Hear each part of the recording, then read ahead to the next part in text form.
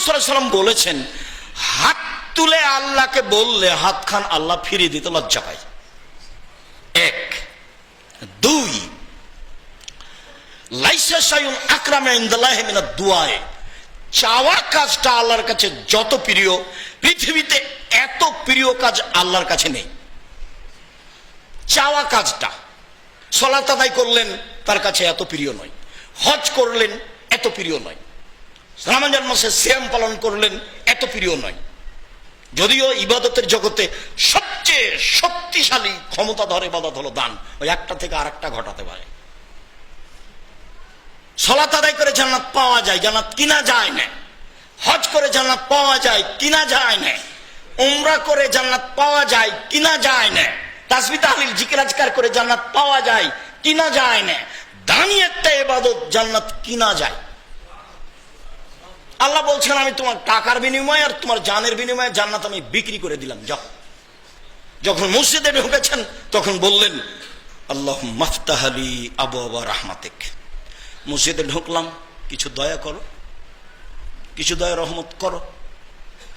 এখন মসজিদ থেকে বের হচ্ছি, আল্লাহুম্মা ইন্নী আসআলুকা মিন ফাজলিক। এই যে যাচ্ছি দোকান খুলবো, টাকা পয়সা দিয়ে দাও। এই যে জমি জায়গা চাষ করতে যাচ্ছি, যা আমার প্রয়োজন তা দিয়ে দাও। ফাজল মানে প্রয়োজন, আমার অনুগ্রহ, টাকা পয়সা, জমি জায়গা, বাড়ি ঘর। বের হচ্ছি তখনই বলছি যে আমাকে দিয়ে দাও আমার টাকা পয়সা। জুমার দিনও ব্যবসা করতে হবে, টাকা ইনকাম করতে হবে, দিবস বলে কোনো জিনিস নাই। হজ করতে গিয়ে টাকা ইনকাম করতে হবে, এটা আল্লাহর আদেশ। জুমার সালাত শেষ হয়ে গেছে, খুলে দোকান খুলতে হবে, বন্ধ সালাত আদায় শেষ করে দোকান খুলতে হবে, এটা আল্লাহর আদেশ। যার জন্য আল্লাহ যেটা দিতে চাচ্ছেন সেটা আপনাকে নেওয়ার চেষ্টা করতে হবে। এরপরে সবচেয়ে প্রিয় জিনিস হচ্ছে আল্লাহর কাছে চোখের পানি। তো আপনি এবার হাত তুলে বলছেন হাত ফেরত দেবে না। দুই, চাচ্ছেন, খুবই পিছু পছন্দ তার কাছে। তিন, চোখের পানি ফেললে তার কাছে সবচেয়ে পছন্দ হয়। তো এবার 2 রাকাত সালাত আদায় করে চোখে পানি ফেলে ওকে বলেন কি বলতে চাচ্ছেন। যদি বলেন এখনই দিতে হবে, তবে এভাবে বলবেন। আর যদি স্বাভাবিকভাবে দেন তাহলে এভাবে বলবেন। হাত জমা করতে হবে এরকম বিষয় নয়, তবে হাত মুখের সামনে থাকবে। আর এখনই দিতে হবে, দেও এখনই, এখনই দাও। ওই যে বললেন না ওখানে আল্লাহ বলছেন, ওয়াদা করেছো দিয়ে দাও। তুমি তো ওয়াদা করেছো, তুমি তো ওয়াদা খেলাপ করবে না, ওয়াদার খেলাপ করো না। তোমাকে বারবার বলছো তুমি ওয়াদার খেলাপ করো না। তাহলে কত শক্তিশালী কথা।